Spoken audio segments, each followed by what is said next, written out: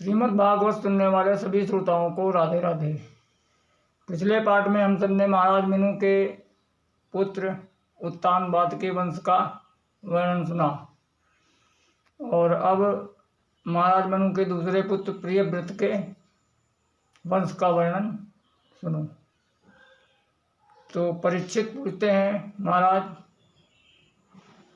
कि ये जो महाराज प्रियव्रत थे ये बहुत ही ज्ञान विज्ञान से संपन्न थे और भगवान के बहुत ही भक्त थे, तो ये गृहस्थ में कैसे पड़ गए? और गृहस्थ में पड़ने से मनुष्य को अपने आत्म स्वरूप का विस्मरण हो जाता है, अविस्मरण हो जाता है। तो परीक्षित कहते हैं कि महाराज प्रियव्रतो भागवतात्मा रामः कथं मुने ग्रहे रमत्यन्मूला कर्म बंधन पराभवा। क्योंकि गृहस्थ में पढ़कर आदमी अपने स्वरूप का उसको अविस्मरण हो जाता है और वो कर्मों के बंधन में बंध जाता है। तो सुखदेव जी कहते हैं कि राजन, तो ये जो महाराज प्रियव्रत थे ये नारद भगवान के बहुत ही भक्त थे और उनसे हरदम ब्रह्म ज्ञान की शिक्षा लेते रहते थे तथा इन्होंने सोचा कि अब मैं ब्याह नहीं करूँगा और आजीवन ब्रह्मचारी ही रहूँगा।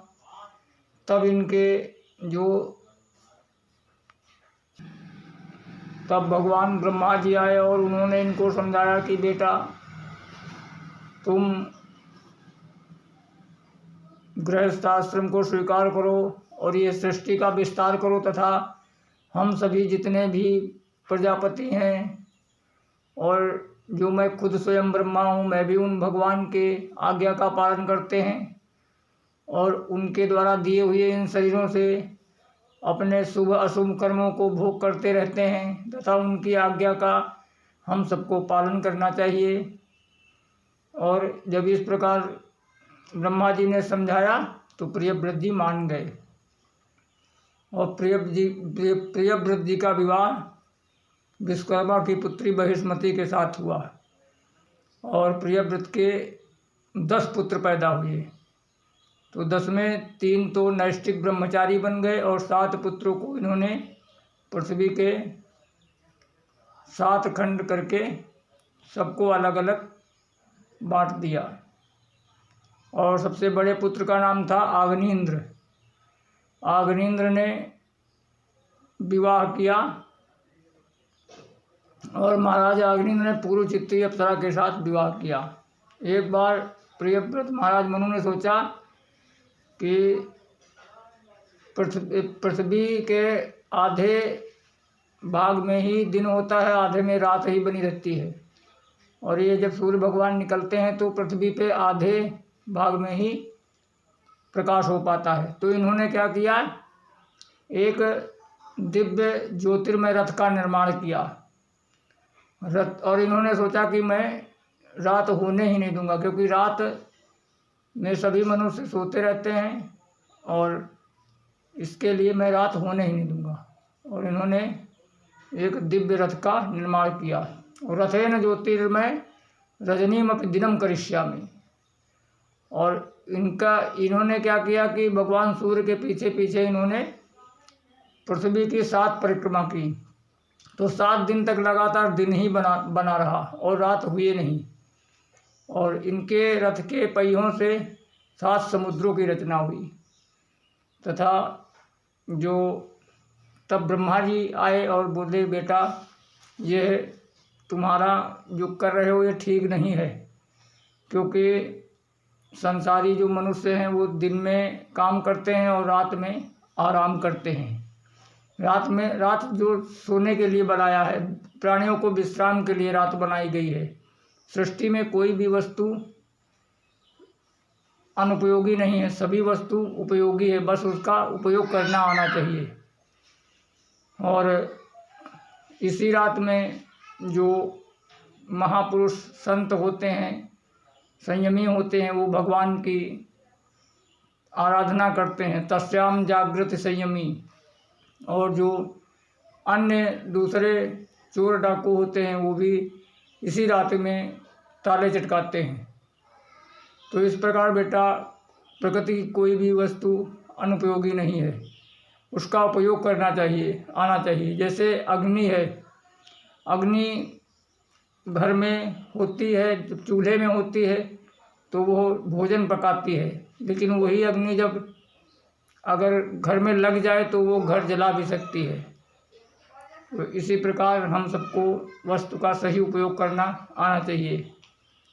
जैसे सब्जी में नमक नहीं डालोगे तो स्वाद नहीं आएगा, और अगर नमक ज़्यादा डाल दिया तो भी सब्जी खराब हो जाएगी। तो अब हम कहें कि भाई नमक बहुत ख़राब है, इसको रसोई से बाहर निकाल दो, तो ऐसा नहीं, उसका उपयोग सही करना आना चाहिए। तो इस प्रकार समझाया तो प्रियव्रत जी मान गए, और इनका विवाह विश्वकर्मा की पुत्री बहिष्मति के साथ हुआ, और 10 पुत्र पैदा हुए। तो जब 3 नैष्ठिक ब्रह्मचारी बन गए तो 7 पुत्रों को इन्होंने पृथ्वी को 7 भागों में बांट दिया। जम्बूद्वीप, प्लक्षद्वीप, कुशद्वीप, क्रौंचद्वीप, शाकद्वीप, पुष्करद्वीप, इस प्रकार 7 द्वीपों में बांट दिया। और जो सबसे बड़े पुत्र थे आग्नेन्द्र, वो आग्नेन्द्र राजा बने। तो आग्नेन्द्र ने पूर्वचित्री अप्सरा के साथ विवाह किया, तो इनके यहाँ नाभि प्रकट हुए। और जो महाराज नाभि थे, नाभि के यहाँ भी नाभि ने मेरु देवी कन्या के साथ विवाह किया, तब इनके यहाँ साक्षात ऋषभदेव भगवान का प्रकट हुआ। बोलो ऋषभदेव भगवान की जय। इस प्रकार ऋषभदेव भगवान बहुत ही अद्भुत प्रकृति के थे और भगवान के साक्षात अवतार थे। तो इन्होंने ये इतने तपस्वी थे कि इंद्र ने एक बार जलन के कारण इनके यहाँ इनके राज्य में पानी नहीं बरसाया। तो ऋषभदेव जी ने अपने तपोबल से अपने राज्य में वर्षा कर ली। तो इंद्र लज्जित हुआ और उसने अपनी पुत्री जयंती के साथ इनका विवाह कर दिया। और अब ऋषभदेव जी के यहाँ उस जयंती से ऋषभदेव जी ने 100 पुत्रों को उत्पन्न किया। और सभी जो सबसे बड़े थे वो उनका नाम भरत रखा। और ऋषभदेव जी ने अपने जो ज्येष्ठ पुत्र थे उनको राज्य देकर अपना पुलह आश्रम चले गए और वहाँ पे अवधूत वेश में घूमते रहे। और जो ये भरत हुए, इन्हीं के नाम से अपने इस देश का नाम भारतवर्ष पड़ा। आसित देने दम वर्षम भारतम इति विविधिसन्ति, इन्हीं के नाम से भारत पड़ा। अपने देश में 3 भरत हुए। एक तो कर्मयोगी भरत ये हैं जो शकुंतला नंदन दुष्यंत के पुत्र थे, वो कर्मयोगी भरत हुए। और ये जो भरत हैं ये ज्ञान योगी भरत थे, जिनकी कथा हम सुन रहे हैं, ये ज्ञान योगी भरत थे। और शकुंतला नंदन जो थे उनकी 9वें स्कंद में कथा आएगी। और जो भक्ति योगी भरत थे वो महाराज भगवान राम के जो छोटे अनुज भरत जी थे, वो भक्त योगी भरत थे। तो इन 3 भरत के नाम से अपने देश का नाम भारत पड़ा।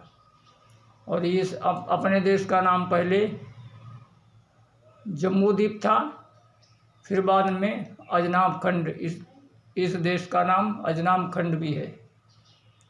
और अब जब भरत जो थे वो सबसे बड़े थे, तो भरत के जो भरत से जो छोटे 9 भाई श्रेष्ठ थे वो तो 9 योगेश्वर बन गए, जिनकी कथा 11वें स्कंद में आएगी। जो 9 योगेश्वर है, कबि हरि प्रबुद्ध कभी हरि प्रबुद्ध पिप्पलायन आविर्होत द्रुमिल चमस करभाजन, ये सब 9 योगेश्वर हैं।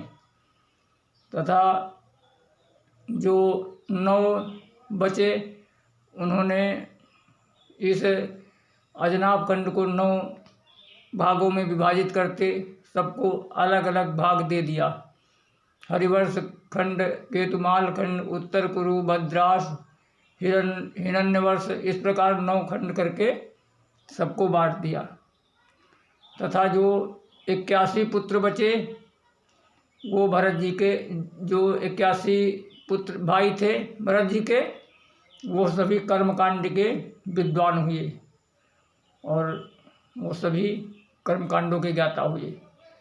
इस प्रकार भरत जी का जब भरत जी ने अपने भाइयों को राज्य दे दिया तो अब भरत जी पुलह आश्रम में भजन करने चले गए और अपने समस्त राज वैभव सब कुछ को त्याग कर गंडकी के नदी के किनारे पुलह आश्रम चले गए और वहाँ पर जाकर भजन करने लगे।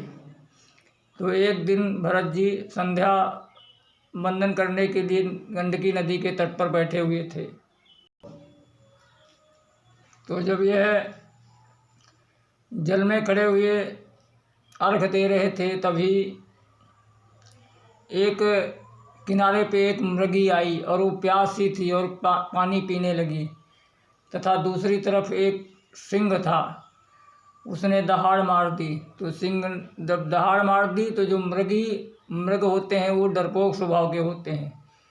तो जो मृगी गर्भवती थी, इसके लिए वो डर के मारे उसने पानी में ही छलांग लगा दिया। तो जब पानी में छलांग लगाया तो उसका जो वो प्रसव था वो पानी में ही हो गया और जो मृगी थी वो थोड़ी दूर जाके मर गई।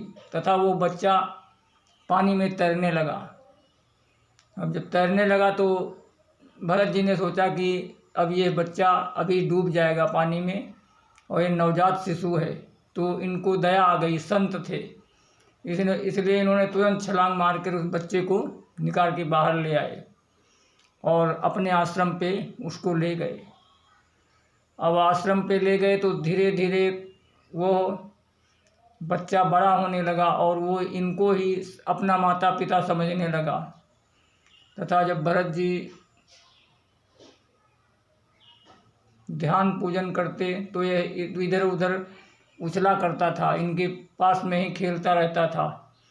धीरे धीरे वो बड़ा होने लगा और भरत जी इतना इस मृगी के छौने में, बच्चे में इतना उनका मन लग गया कि धीरे धीरे जो भरत जी का जो पूजा पाठ ध्यान था वो धीरे धीरे छूटने लगा और हरदम उसी के ही मृगी के विषय में ही सोचते रहते।